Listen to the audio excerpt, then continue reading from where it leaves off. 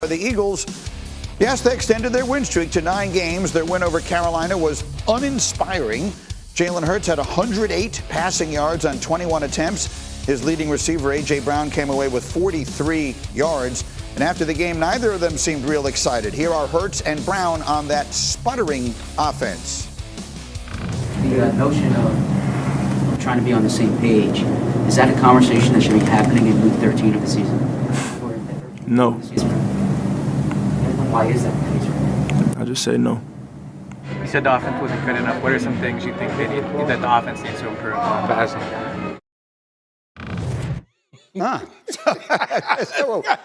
We won 9 straight games here, people. So Dan, the passing attack of the Philadelphia Eagles, if you were to sum it up in one word, what would that word be? Simple. It's very simple. It's very elementary. It's very basic. AJ, one-on-one, or let's take a shot and hit a big play down the field. Yesterday, A.J. Brown got his first catch, his first touch, his first target at second quarter with 1:26 left on the clock. That's a problem, okay? Now, that has not been the case all season long. It was very centric to yesterday, but they will have to have a better pass game in the playoffs to go win. If you go to the start of that game, I think this is the second pass of the game.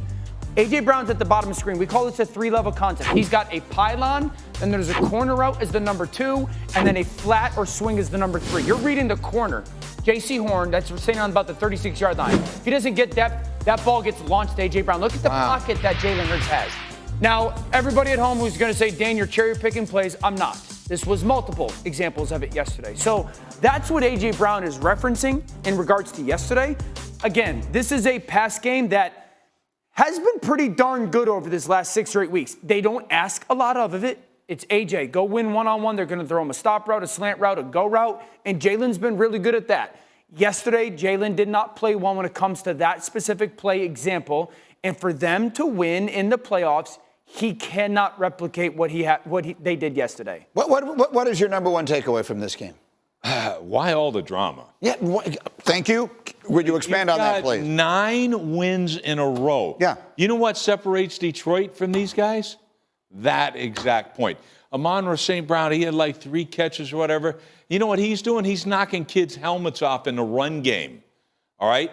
Get over it. You don't need this in your locker room. You can fix it. The tape doesn't lie. That's what you're going to go over in meetings for, and everything else will get better and we'll get it corrected. And here's the crazy thing. Like, quit flinching. All right, you're not going to light up the scoreboard every time, but this is one of the most explosive offenses in the National Football League.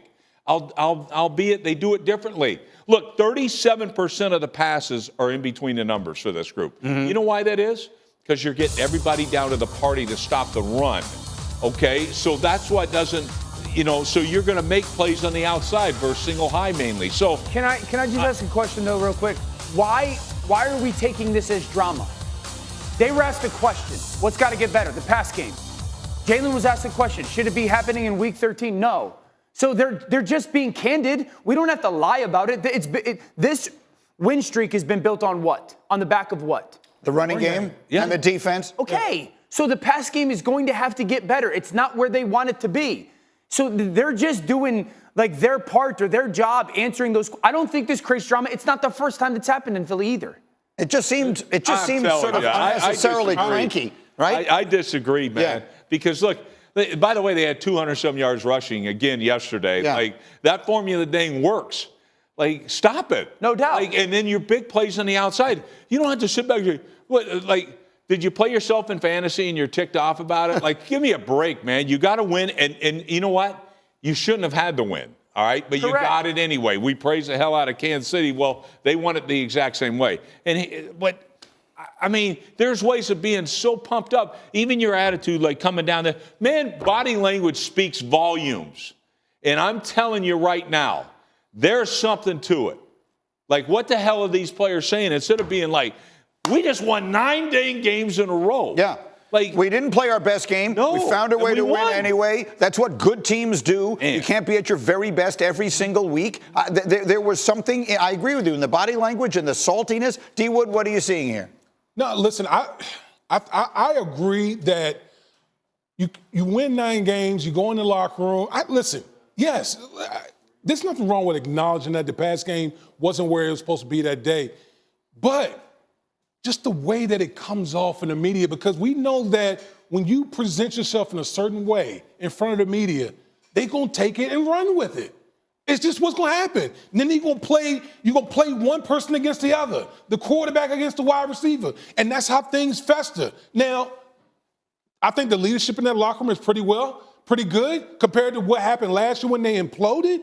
But body language, I agree with you, Coach. Body language can have a snowball effect of what could happen in the locker room. Yeah, I mean, again, there's multiple examples yesterday where, Jalen, why aren't you throwing it? Jalen, why don't you cut the ball loose? Jalen, why will you not throw that football? And those are conversations that they're going to have in the meetings today. We know that.